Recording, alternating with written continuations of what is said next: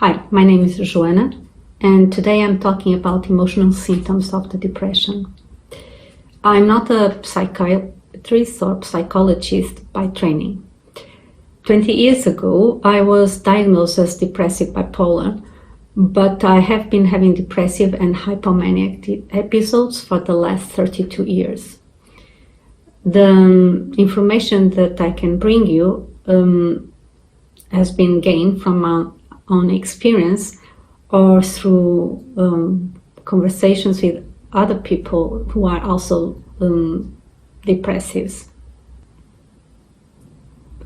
At emotion level, sadness, emotion sensitivity, and apathy are the symptoms more widely spoken. But I believe that the best way to explain the different emotional symptoms is through describing my annual cycle, what I feel. The first thing I feel at the end of July, beginning of August, when my depressive state usually starts, is waking up in the morning, and I feel strange and uncomfortable, and I feel like something inside of me is out of place. After that day, I start being emotionally more sensitive, and the sadness starts to appear. My decline is progressive along seasons, so it is very important that I adjust the medication accordingly. As I feel more sensitive, sadness sets in and the self-esteem begins to wane. It's normal at that time for me to consider myself inferior and not good enough. I feel that I'm not a good friend, not a good daughter, not a good sister. I severely criticize any decision I take which leads me to an unwanted outcome. I feel I'm not intelligent, I think I'm ugly, and I feel uncomfortable with my body. Fortunately, over the years, I learned that this self-devaluation is associated with depression, and that was very important for me. But I also understood that all these feelings that we have, the feeling inferior, are also the reflection of a belief system that I have about myself. So over the years, I start unmounting that belief system. So in practical terms, through autumn and winter, whenever such a thought occurs to me, I say to myself, that is not you. It's the depression speaking, not you. For example, if I say to myself, you are so stupid, right away I say, no, stop. This is the depression talking. You are not stupid. And I repeat these words like a mantra. But after, I try to understand what made me think that I am stupid. Depending on the reason I found for make me say those words, I search for help. And help can come in many ways and usually is always necessary.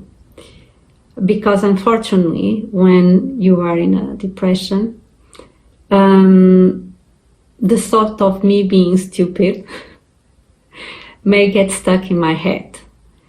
It's like a cycle. It never stops. And I need someone from the outside to break the cycle, so I can start thinking for myself once again and review my core beliefs about myself. There is also days when I can't get up. It's not a feeling of laziness. like everyone else, I also have those days that I don't want to get up. The bed is warm and nice, but this situation is different. It's a feeling of dismay, discouragement. And in more severe years, I feel the need to be still. I get to the point of barely being able to breathe because I don't want to move a single muscle. I also have suicide thoughts, but up to this day, I have managed with a lot of help and effort from my side never to try to commit suicide. I have several techniques to stop that action, and I have very good friends in network that help me with that, and that is fundamental. But for me, the worst of all is the apathy. The apathy comes when the emotional pain is very strong, and at that time I lock my emotions. I block it. It's like I am dormant. I don't react to any physical or emotional stimulation. I consider the apathy the bottom line. And at this time, with me, I need medication to get out of this state. It is important to note that with the appropriate medication, my symptoms are lighter. The symptoms are still there, they never disappear, but the strengths diminish. When I have problems in my life, because like every other person, I also have my daily life problems on the top of the depression, because it's different, the daily life and the depression. The symptoms may get worse despite of me being medicated or not. But the medication helped me very much. My quality of life has grown exponential in the last 20 years. In my opinion, I believe it is fundamental to ask for help when you are depressed. As I said before, help can come in many different ways. And I think that it's imperative to search for psychological support, regardless if it is a psychologist or not. Help can come in many different ways. And maybe it is also needed to ask for medical help. Medication can also be needed not only for the quality of life, but also because it gives time and space to stop, break the cycle of the thoughts, and start oneself introspection process. And that it will help. It is the introspection and the reevaluation of our core beliefs that will really make us overcome the depression.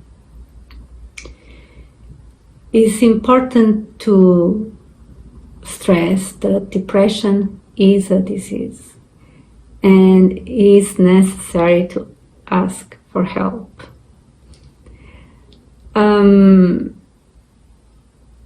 And you can ask the help also to your friends and family. I do it a lot.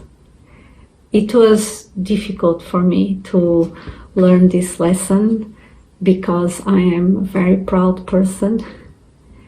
But the truth is that my life and the life of the ones around me became easier to live in the moment that I start asking for help.